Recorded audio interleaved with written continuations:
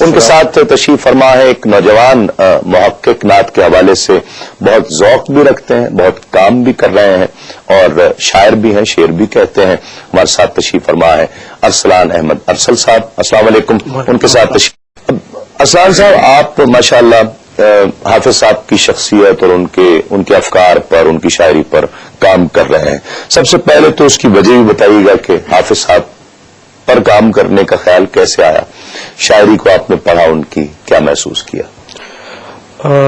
تسلیم بھائی، میں عرض کروں کہ چونکہ شاہ صاحب سے بڑا پرانا تعلق ہے، بچپن سے تعلق ہے، تو یہ ہمیشہ بات ہو رہی ہے غالب کی، یار حافظ صاحب کا یہ شعر، مطلب بات میں تو حافظ صاحب یاد آ جاتے ہیں. تو بچپن سے سنا تھا، سنتے آ رہے ہیں. لیکن تحریک پھر یہ ہوئی کہ انہوں نے میرے گھر گزشتہ دنوں ایک نعت سنائی، اس کا ایک شعر تھا، وہ مجھے اصل میں اس نے میرے اوپر جادو جگا دیا اور اس نے میرا سارا رجحان جو ہے وہ حافظ صاحب کی نعت گوئی کی طرف کر دیا. وہ شعر ہے، کریم یہ بھی تیری شان دل نوازی ہے کہ ہجر میں میرے جذبات اشک و آہ بنے. تو اشک و آہ پہ خدا کا شکر کسی دوسرے نعت گو شاعر نے ادا اس طرح نہیں کیا جس طرح حافظ صاحب نے کیا. لیکن میں نے جو حافظ صاحب کی نعت گوئی میں سب سے زیادہ بنیادی، پھر میں نے ان کو چارے مجموعے دیکھے نعت کے خصوصاً، تو میں اس نتیجے پہ جو پہنچا ہوں، میرے نزدیک انہوں نے حجازی تہذیب اپنے فن میں منتقل کی اور سارا کچھ اس تہذیب سے حاصل کیا. بلکہ وہ خود کہتے ہیں کہ میری نوا کو گرمی دشت عرب ملی، سوز حجاز لہن عجم تک پہنچ گیا. تو اور ان کا یہ کہنا بالکل درست ثابت ہوتا ہے. پھر ان کی نعت گوئی میں انہوں نے جو کمال ہے، زیادہ خوبصورت بات ہے، وہ یہ ہے کہ انہوں نے تمام غزل گو شعراء کا بہت بخوبی مطالعہ کیا. اساتذہ کا خود غزل بھی کہی، یعنی میر سے شروع ہو کے اور ان کے دور تک کے تمام غزل گو کو انہوں نے بڑی خوبصورتی اور میں دلچسپی سے دیکھا. غزل کا مجموعہ نور و نار ہے ان کا نظموں سے پہلے کا. تو انہوں نے پھر غزل کی تہذیب اپنے نعت کے فن میں منتقل کی اور نعت کے فن میں اس طرح منتقل کی کہ غزل پیچھے رہ گئی اور نعت الگ ہو گئی. واہ، آج ہم ان کی مدد کر رہے ہیں. واہ.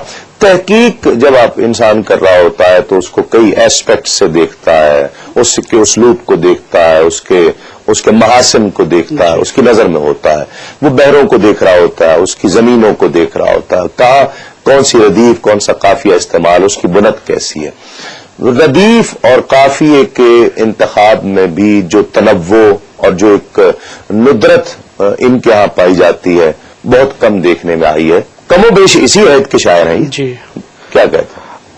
اصل میں بات وہی ہے کہ حافظ صاحب نے، میں عرض کروں کہ اگر کسی استاد کی زمین میں کہا ہے، جیسے ابھی انہوں نے نعت پڑھی کہ یہ تو طیبہ کی محبت کا اثر ہے، ورنہ یہ اصل میں اگر میر نے کہا ہے کہ رات محفل میں تیری ہم بھی کھڑے تھے چپکے، جیسے تصویر لگا دے کوئی دیوار کے ساتھ، تو اس میں حافظ صاحب نے در و دیوار کا قافیہ استعمال کر تو اس میں ایسی ندرت پیدا کی ہے کہ غزل الگ ہو گئی ہے اور نعت الگ ہو گئی ہے. اور جو سوال کر کے چھوڑا ہے اس میں اتنی جاذبیت ہے، کون روتا ہے لپٹ کر.